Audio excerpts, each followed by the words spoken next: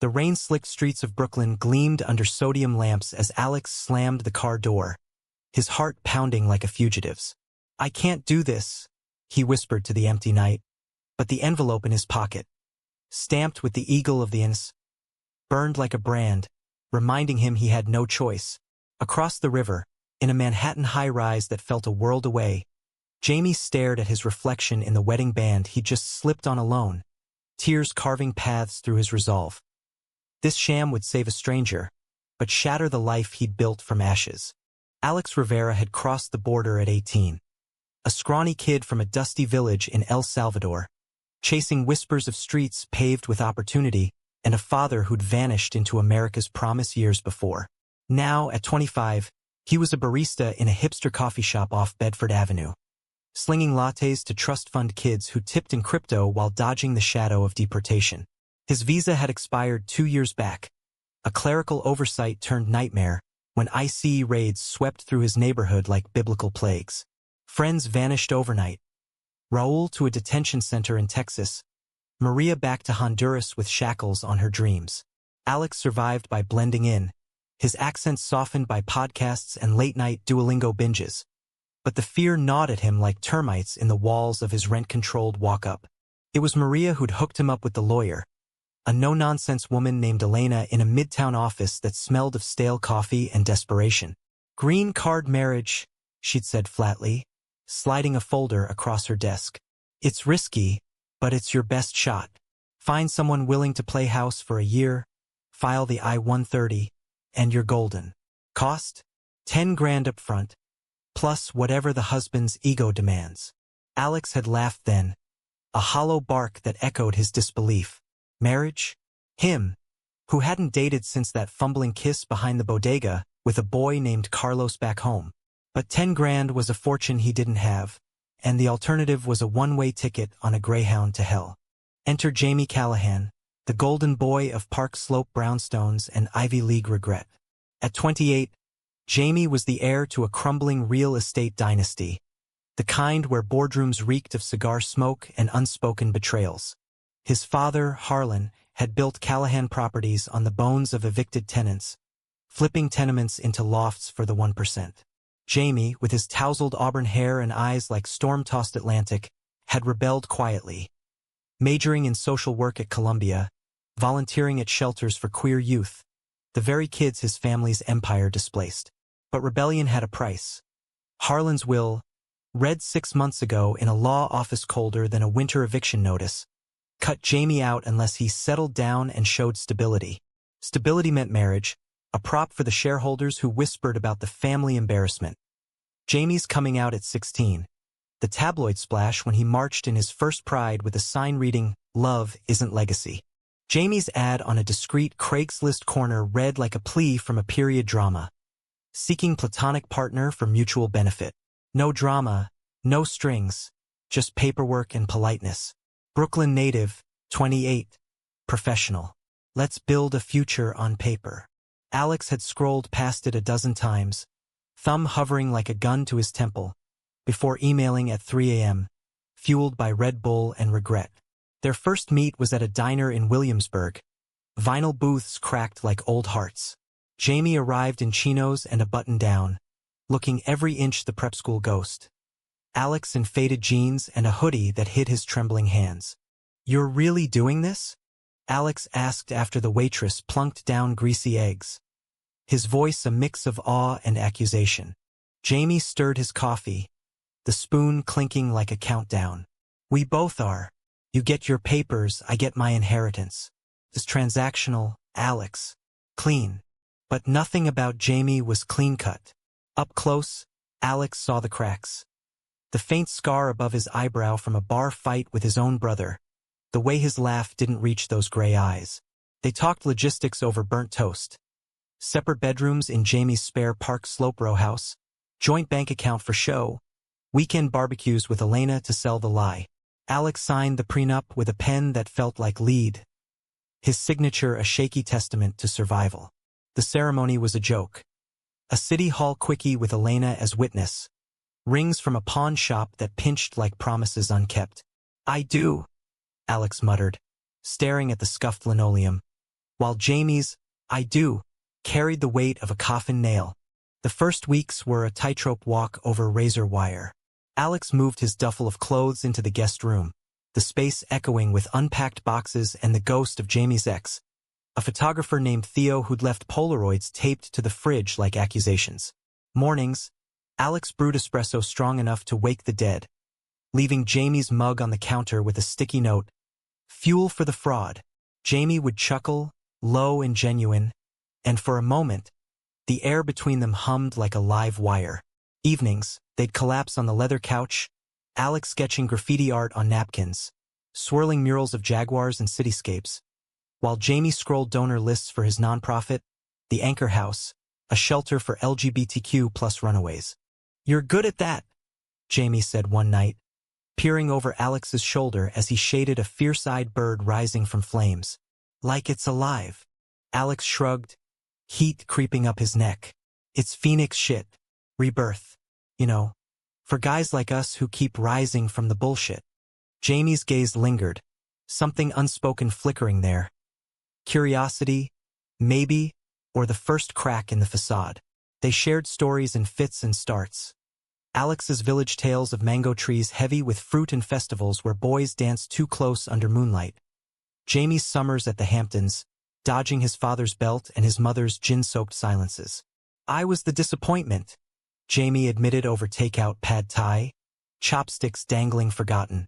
"The gay son who wouldn't play the game. Now I'm marrying a stranger to win it."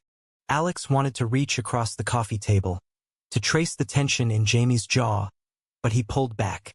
This was business. Touch was trespass. The conflict ignited on a sticky July evening, the kind where Brooklyn's humidity clung like regret. Harlan Callahan summoned them to the family estate in the Hamptons, a sprawling McMansion of white-clabbered and manicured hedges that screamed old money. "Bring the husband," the invitation read, gold embossed like a death warrant. Alex dressed in his one good shirt, borrowed from a coworker, the collar stiff against his throat. Jamie drove the rental BMW in silence, knuckles white on the wheel as they crossed the bridge into the land of lobster rolls and lies. The dinner was a battlefield disguised as civility. Harlan, a bull of a man with a bourbon flush and eyes like chipped flint, sized Alex up from the head of the mahogany table. "So you're the one taming my boy," he boomed, carving into a rack of lamb that bled onto fine china. Jamie's mother, Lydia, tittered into her wine, her diamonds catching the chandelier light like tears. And then there was Connor, Jamie's brother, 32, slick as oil, with a Rolex that whispered inheritance and a wife named Brooke who cooed sympathies like daggers. "Papers, huh?" Connor leaned in during dessert, his breath sour with scotch. "Heard you're from down south. Hope you're not one of those border jumpers the news loves to hate." The table froze, forks hovering. Alex's pulse thundered, the room shrinking to the size of his old village church, where confessions were whispered to saints who never answered. Jamie slammed his napkin down. "Enough, Connor. Alex is my husband. End of story." But Harlan's laugh rumbled like thunder. "Husband? Boy, this family's built on real estate, not fairy tales. Prove it's legit, or Jamie, you're out on your ass with your little charity dreams." That night, in the guest cottage with its four-poster bed and sea views mocking their farce, Alex paced while Jamie stared at the ceiling, shadows playing across his face. "I'm sorry," Jamie whispered finally, voice raw. "They're vultures. Always have been." Alex stopped, the floorboards creaking under his weight. "Why do this? For them? You could walk away." Jamie's eyes met his, stormy and searching.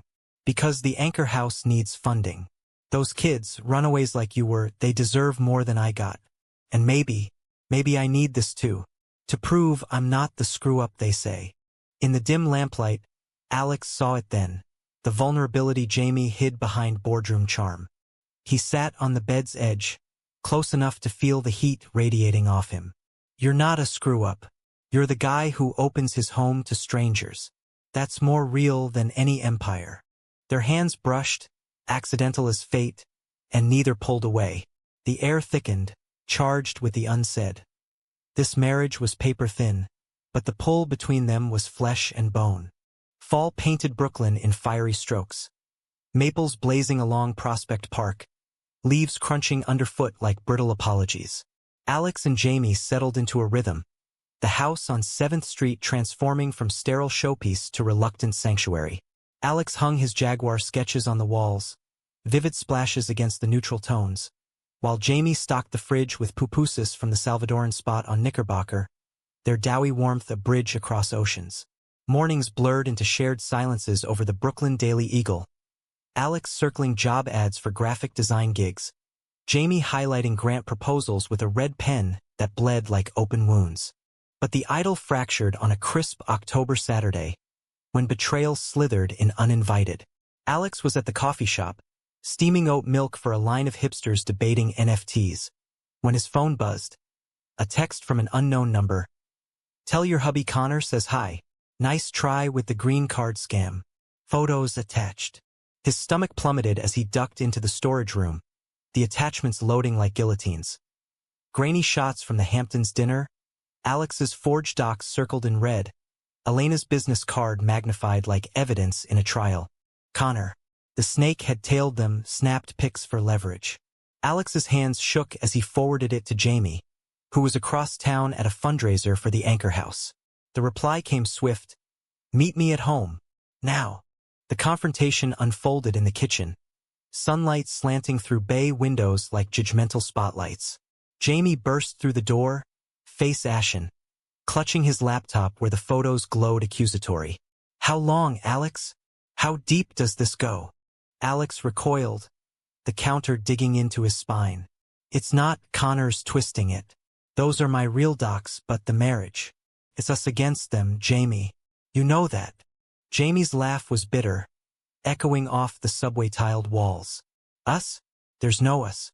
This was a deal, remember? And now my brother's got proof it's fraud. Harlan's already calling the lawyers. Says if it's fake, the will's contested and I'm done."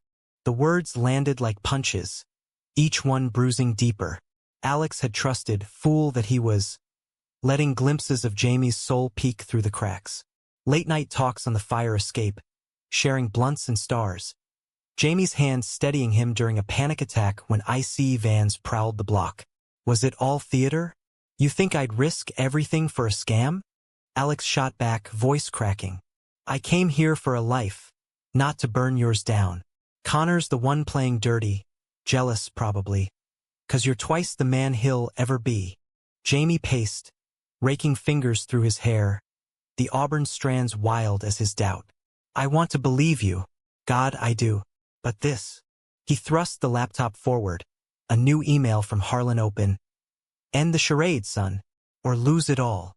Attached was a draft affidavit, Connor's signature already scrawled, swearing under oath the union was sham. The room spun for Alex, memories flashing. His mother's tear-streaked goodbye at the border, the coyotes' greasy promises, nights huddled in detention with stories of families torn asunder. "If you turn me in," he whispered, "they'll deport me, straight back to nothing. Is that what you want? To be the villain in someone else's story?" Jamie's shoulders slumped, the fight draining like sand through fingers. He sank into a chair, head in hands. "No. Christ, no. I thought we were building something real here, even if it started fake." The admission hung heavy, a confession wrapped in fragility. Alex crossed the room, hesitating before placing a hand on Jamie's shoulder. "Warm, solid, alive. We are, or we could be, but only if we fight together." They reported it that afternoon, Elena's office a bunker of filing cabinets and flickering fluorescents. "Harassment, maybe extortion," she muttered, printing cease and desist letters with the ferocity of a general rallying troops. "Connor's got no leg if we spin it right," emphasized the genuine affection. "Courts love a redemption arc. Genuine affection." The phrase lodged in Alex's chest like a thorn, sweet and sharp. That night, they fortified the house. New locks, a Ring camera winking red-eyed vigilance. Over microwave empanadas, Jamie cracked open a bottle of Cabernet from his pretend honeymoon stash. "To surviving vultures," he toasted, clinking glasses with a wry smile. To Phoenix's, Alex countered, their eyes meeting over the rim, longer than necessary, the wine-warming paths neither dared name. The romance bloomed tentative as autumn crocuses, pushing through cracked concrete. Jamie invited Alex to volunteer at the Anchor House, a converted warehouse in Bushwick pulsing with graffiti murals and the laughter of kids who'd found temporary harbor. Alex taught art classes, his jaguars and phoenixes taking flight on easels, while Jamie facilitated group therapy, his voice steady as he unpacked traumas that mirrored their own. One evening, as the sun dipped low, painting the common room in gold, a teen named Kai, 17, trans, with a mohawk defiantly pink, grabbed Alex's sleeve. "You and Mr. Jamie. You look at each other like you're scared it'll break." Alex flushed, glancing at Jamie across the room, where he was bandaging a scraped knee with paternal care. "It's complicated, kid." Kai smirked, wise beyond bruises. "Complicated's just code for real."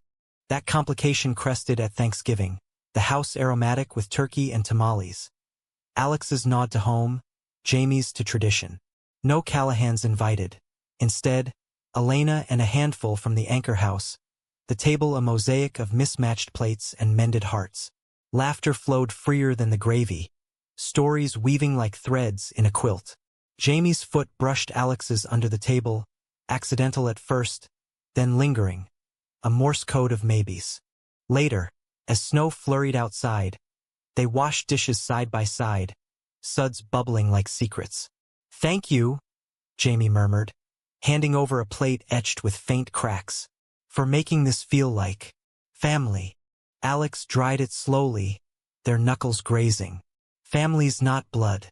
It's the ones who stay when the papers burn." The kiss happened then, spontaneous as a storm. Jamie's lips tentative, tasting of cranberry and courage. Alex melted into it, hands fisting Jamie's shirt, the world narrowing to heartbeat and heat. It was chaste, profound, a seal on the unspoken vow. This was no longer pretend, but betrayal's shadow lengthened. Connor's next move came via a midnight call, Jamie's phone shattering the afterglow. "Check your email, brother." The voice sneered before the line died. The attachment was a video. Blurry cell footage from the Hamptons, Alex's accent thick in panic as he argued with Harlan about the deal. Edited, damning, sent anonymously to immigration tip lines and Harlan's board. Jamie's face drained of color as he watched, the intimacy of moments before curdling to ash. "Alex, did you tell him about the arrangement?" The accusation sliced deep. "No, it was Connor baiting me. He cornered me by the pool house." "You were there." Doubt flickered in Jamie's eyes, a poison arrow. "I was inside. And now this? They're revoking your petition, Alex." Elena just texted, "ICE interview scheduled. If they rule fraud." The unsaid loomed, deportation. Betrayal not from Alex but the family web ensnaring them both. Jamie hurled the phone, screen cracking against the wall. "I can't lose you. Not like this." Alex pulled him close, fierce and forgiving. "Then don't. We end this, expose Connor, fight the will. Together." Winter clamped down on New York like a vice, the East River icing over in protest, winds howling through the canyons of steel and stone. The ICE interview loomed like a guillotine, set for a gray December morning in a federal building that squatted on Varick Street, its facade as welcoming as a prison gate. Alex barely slept, haunted by dreams of handcuffs and cargo planes droning south. Jamie paced the nights away, phone glued to his ear, rallying Elena and a pro bono immigration attorney named Raj, whose voice crackled with the optimism of someone who'd toppled deportations like dominoes. "You're a couple now," Raj coached over Zoom, his office a chaos of manila folders and motivational posters. "Lean into it. Affidavits from friends, photos from the house. Make it sing authenticity." They scrambled. Snapshots of Thanksgiving toasts, Alex's art class selfies with Jamie photobombed in the background. Even a forged anniversary card Elena whipped up with holographic hearts. But the video gnawed at them. Connor's edit, a venomous edit that twisted truth to treason. The hearing room was a sterile box, fluorescent buzz, metal table bolted to the floor, two officers in starched uniforms eyeing them like contraband.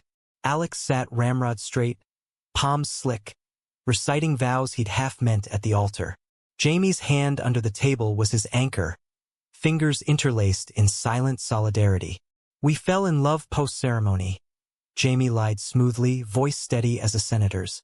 "The marriage started practical, but Alex, he's my home." The lead officer, a woman with a bun tight as her skepticism, tapped the video transcript. "And this deal mentioned? Care to explain?" Alex's throat closed, but he met her gaze, eyes forged in border fires. "Family pressure. My husband's father pushed for stability. But love doesn't follow scripts. It just happens." She leaned back, pen scratching notes that sounded like nails on chalkboard. Hours blurred, questions probing like scalpels, from Alex's entry logs to Jamie's tax returns. When they emerged into the slushy afternoon, parole granted pending further review, Alex sagged against the cab, tears freezing on his lashes. "We did it," he gasped, burying his face in Jamie's coat. "Not yet," Jamie murmured, hailing the yellow beast with a whistle sharp as hope. "But closer." The reprieve fueled them, a spark in the blizzard. Christmas came rogue. No Hampton's hypocrisy, just a tree scavenged from a lot on Flatbush, strung with lights pilfered from the anchor house. Alex carved wooden ornaments, jaguars mid-leap, while Jamie baked gingerbread men that tasted of cardamom and care. They invited the shelter kids over, Kai leading a chaotic carol session with off-key renditions of Jingle Bells, laced with queer anthems. In the glow of tinsel, Jamie pulled Alex aside to the backyard, snow dusting their shoulders like confetti. "I love you," Jamie said simply, breath clouding the air, his gray eyes clear as thawed rivers. No grand gestures, just the raw edge of truth.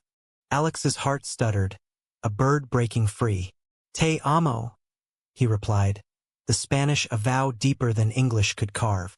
Their kiss was snowflake soft, melting into urgency, bodies pressing close against the chill. It was their first real night. No barriers, no pretenses. Just skin and size in the king bed upstairs, the city humming lullabies below. But climax brewed in the marrow of January, when Harlan struck his death blow. A courier delivered the summons to the brownstone. A shareholder meeting at Callahan HQ, glass towers piercing Midtown like arrogant spires. "Attend as my wife." The note read, "No, husband." Harlan's pen slashing dignity. "Or forfeit everything." Jamie went alone at first, Alex begging off with a shift, but the aftermath was apocalypse. He stumbled home at dusk, suit rumpled, eyes hollowed by fresh graves. Connor presented the video. Full board saw it. "They're voting to oust me tomorrow unless I divorce you. Sign the papers, Alex. End this." The kitchen clock ticked like a bomb. Alex gripped the counter, knuckles bone white. "Divorce? After everything? That's betrayal, Jamie. Not from me, but you folding to them." "I'm not." Jamie's voice broke, a dam crumbling. "The anchor house, the kids, they need the money. Harlan's dangling it. Full funding if I come to my senses. Connor's already got Brooke pregnant. He's the heir they want." Alex laughed, a jagged sound. "Senses? Your senses led you to me. To this." He gestured wildly, the sketches on walls, the shared mugs chipped from use. "And now? You trade love for ledgers." Jamie recoiled as if slapped. "It's not that simple. You think I want this? But if I lose it all, what then? We couch surf while ICE circles? I can't drag you down with me." The argument escalated, words weapons in the fray. Alex hurling accusations of cowardice, Jamie countering with pragmatism laced in pain. A vase shattered. Alex's throw, regret instant as shards glittered like fallen stars. "Go then," Alex snarled, chest heaving. "Sign your soul away, but don't expect me to wait." Jamie stormed out into the sleet, the door slamming like finality. Alex collapsed on the couch, sobs racking him, the house echoing empty as a deported dream. Dawn brought clarity, cold and unforgiving. Alex packed a bag. Not everything, just essentials, and slipped out to the Anchor House, where Kai found him sketching furiously in the art room, lines furious as his grief. "Mr. Jamie called," the kid said softly, handing over a thermos of coffee. "Said to tell you he's sorry." And fighting. Across town, Jamie confronted the board in a conference room of mahogany and malice. Connor smirked from the dais, Brooke's hand possessive on his arm. Harlan wheezed from his oxygen mask, eyes gleaming with patriarchal pride. "Son, blood's thicker. Sign, and it's yours." Jamie stood, voice thunder. "No. Alex is my blood now, my family, and this empire is built on backs like his, evicted, erased. I'm done propping it up." The room erupted. Gasps, shouts, Connor's face purpling with rage. Harlan clutched his chest, monitors beeping frantic, but Jamie didn't flinch. "Call the lawyers," he said to the stunned secretary. "I'm contesting the will. For real this time." He raced back through slush-choked streets, heart a war drum, arriving at the brownstone to find it dark, Alex's Kieran gone from the hook. Panic clawed him. Had he lost him for good? But a light flickered upstairs. Jamie bolted up the steps, bursting into the bedroom where Alex sat cross-legged on the floor, bag open but untouched, Phoenix sketch half-finished. "You're back?" Alex whispered, hope fragile as frost. Jamie dropped to his knees, pulling him into an embrace fierce as survival. "Never leaving. We're in this, all of it. Papers, fights, family. The real kind." They held on as sirens wailed distant, the city their witness. Spring uncoiled slow in New York, cherry blossoms tentative along the promenade. A pink promise against the Hudson's steadfast gray. The legal wars raged on. Harlan's stroke sidelined him to a private suite at Mount Sinai, Connor's countersuits flying like confetti at a funeral. Elena and Raj tag-teamed the fronts. Immigration hearings where Alex's parole extended to adjustment pending, and probate court where Jamie's affidavits painted a portrait of coercion, not consent.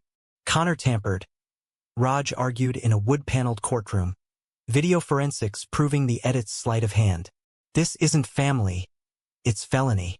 The betrayal's sting faded to scar tissue, but its lessons etched deep. Jamie sold the BMW for legal fees, trading luxury for a battered Subaru that rattled like laughter. Alex landed a freelance gig illustrating zines for queer presses. His Jaguars now emblazoned on pride tees sold at the Anchor House fundraisers. They moved money around, no joint account luxuries, just a shared envelope for rent, stuffed with tips and grants. Poverty nipped at heels, but intimacy bloomed lush. Lazy Sundays in bed with bodega bagels, Jamie tracing Alex's tattoos, faint script of his mother's name along his ribs, with lips soft as prayer. Yet the climax crested not in court, but in the quiet betrayal of blood. It was a muggy May evening, the brownstones' AC wheezing defeat, when Lydia Callahan appeared on the stoop, unannounced, elegant in pearls and regret. Her knock was hesitant, gloved hand trembling as Jamie opened the door, Alex hovering wary in the kitchen. "Mother," Jamie said flatly, blocking the threshold like a shield. She clutched a leather portfolio, eyes red-rimmed echoes of her son's. "Harlan's gone. Last night." Heart just stopped. The words landed soft, but the portfolio thumped heavy. The will, revised in his final hours, Connor inheriting all, Jamie erased with a codicil citing moral turpitude. Jamie staggered, Alex catching him, hand firm on his elbow. "You came to gloat?" Lydia's gaze flicked to Alex, softening fractionally. "No, to confess. Harlan, he pressured me 2 years ago, to stay silent about you, about us. Connor's not the villain. He's the echo. But you're the brave one I never was." She pressed the portfolio into Jamie's hands, then a USB drive. Recordings. Harlan admitting the tampering, Connor's complicity. "Use it. For your shelter. For him." A nod to Alex, fleeting but genuine. She left as rain pattered tentative, the first summer shower washing slate clean. Inside, Jamie played the files, his father's gravel voice plotting with Connor over whiskey. "We'll bury the spick and the ferry. Rage boiled, then ebbed to sorrow. Jamie's sobs muffled against Alex's chest. He hated me that much? Alex rocked him gentle, murmuring in Spanish laced with English. He hated himself. But you're free now. The aftermath was cathartic fury. Armed with evidence, Raj shredded the will in probate, exposing fraud that toppled Connor's throne. Disbarment whispers, Brooke filing for divorce amid headlines screaming, Callahan corruption. Jamie inherited not riches, but release. The estate liquidated for reparations to evicted tenants. A foundation seeded for the anchor house. No empire, but equity, a humanistic reckoning where wealth circled back to the wounded. Immigration cleared Alex in June, the green card arriving in a plain envelope, eagle-stamped official. They celebrated low-key. Rooftop picnic with pupusas and Prosecco. Brooklyn Bridge aglow like a vein of light. To us? Jamie toasted, clinking plastic flutes, his ring, real now, resized from the pawn shop, catching stars. To family? Alex echoed, pulling him close, the kiss deepening as fireflies danced envious. The real family Alex craved materialized piecemeal, organic as roots cracking pavement. Kai crashed their July 4th barbecue. Mohawk faded to blue, announcing college acceptance with hugs fierce as family. Elena became Tia in all but blood, hosting game nights where her wife ribbed Jamie's Monopoly bankruptcies. Even Lydia drifted in, tentative brunches at diners, her pearls traded for aprons, learning to roll tamales under Alex's patient hands. I was blind, she admitted once, flour-dusted and tear-streaked. But seeing you too, it's redemption. Betrayal's echo lingered in nightmares. Alex waking sweat-soaked, Jamie soothing with stories of phoenixes rising. But emotion wove them tighter, threads of laughter and lust tempered by loss. Romance wasn't fireworks, but hearthfire. Jamie's head on Alex's lap during Mets games. Alex's sketches now murals on the anchor house walls. Jaguars guarding the gates. One August dawn, as humidity broke to birdsong, they stood on the fire escape, coffee steaming in mugs etched with their initials. J&A, intertwined like vines. Think we'll make it? Alex asked, voice light but laced with the old fear. Jamie turned, cupping his face, thumb tracing the scar from a childhood fall. We already have. Papers or not, you're my forever. The city stretched below, a tapestry of triumphs and tragedies. But in that perch, they were whole. Two men who'd forged family from farce, love from lies. Humanistic in its quiet grace, their ending neither tragedy nor fairy tale, but the steady beat of hearts aligned. Survival, not salvation, but sweeter for the scars. In the end, Alex's phoenix flew not alone, but paired, wings brushing Jamie's, soaring over the skyline toward horizons unbound.